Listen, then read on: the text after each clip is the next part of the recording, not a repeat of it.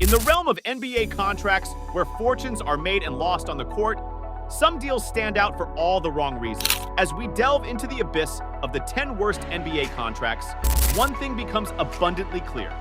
Not all that glitters is gold. But before we embark on this odyssey through the realms of financial folly, take a moment to hit that like button, share this video with your fellow hoopheads, and don't forget to subscribe to our channel for more riveting content. 10. Tobias Harris. Tobias Harris, a name once whispered with promise, now echoes with the weight of expectations unmet, making staggering sums of money one would expect a titan of the game. But instead, we find a mere mortal struggling to justify his paycheck. Is there redemption in sight, or is this contract a ball and chain dragging down the hopes of a franchise? 9. Al Horford. In the twilight of his career, Al Horford's contract looms like a specter over the Boston Celtics. What were they hoping to find in this aging warrior? Leadership, experience, or perhaps just a shadow of the player he once was? As the final buzzer of his contract nears, one wonders if it's relief or regret that awaits. 8. Jim McIlvaine.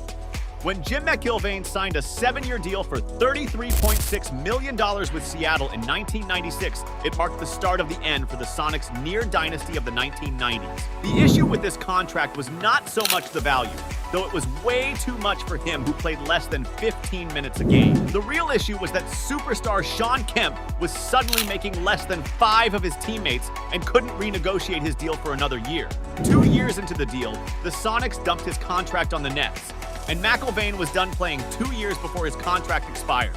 7. Shawn Kemp. The Sonics traded Shawn Kemp to Cleveland in a 3-way deal that netted them Vin Baker. He signed a 7-year deal for $107 million with the Cavs, and in his first season, he made the All-Star team.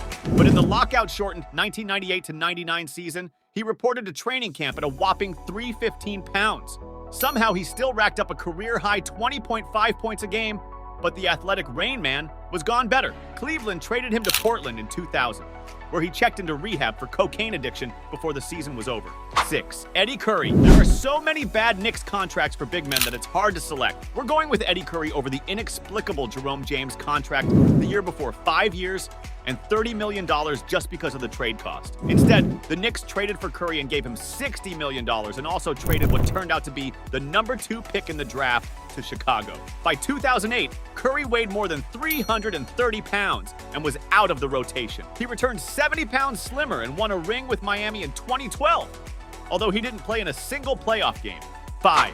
Jonathan Isaac. In the realm of what if, Jonathan Isaac stands as a monument to potential unrealized. Is he the hero of a comeback story waiting to be told, or merely a cautionary tale of the perils of gambling on promise? As the Orlando Magic cling to hope, one can't help but wonder if this contract is a beacon of light or a harbinger of darkness. 4. Elton Brand. The 5-year, $82 million contract Elton Brand signed with the Philadelphia 76ers is special because of the bad contract domino effect it caused. Originally, Brand was going to re-sign with the Clippers and team up with free agent Baron Davis. However, Davis still held up his end, signing a 5-year, $65 million deal with the Clippers. But infamous Clippers owner Donald Sterling quickly turned on him, heckling and insulting Davis from his courtside seats. The Clippers eventually gave Cleveland a first-round pick to take Davis's contract. He spent the last 3 years of the deal getting traded for other bad contracts, but he did win a Big 3 title with power in 2018. 3. Davis Bertans. Davis Bertans, the sharpshooter of the Washington Wizards, finds himself mired in a slump of epic proportions. Is he the victim of circumstance or merely a casualty of expectation? As the Wizards struggle to find their footing, one can't help but wonder if this contract is a stroke of genius or a deal with the devil. 2. Russell Westbrook. Russell Westbrook, once the prince of the court, now finds himself embroiled in a battle for relevance. Is he the missing piece of the puzzle, or merely a square peg in a round hole? The Los Angeles Lakers are getting the worst season of Russell Westbrook's career for the money they are paying. Although his contract is truly untradeable, it is among the worst in the league. 1. John Wall. John Wall, the prodigal son of the Houston Rockets, finds himself adrift in a sea of uncertainty.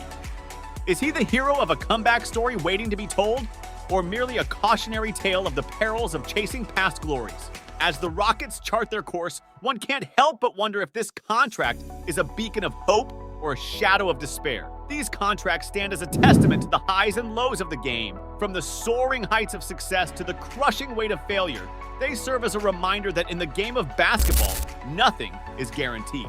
So, as we bid farewell to these contracts of misfortune, let us remember the lessons they impart and the stories they tell. Remember to like, share, and subscribe for more captivating content.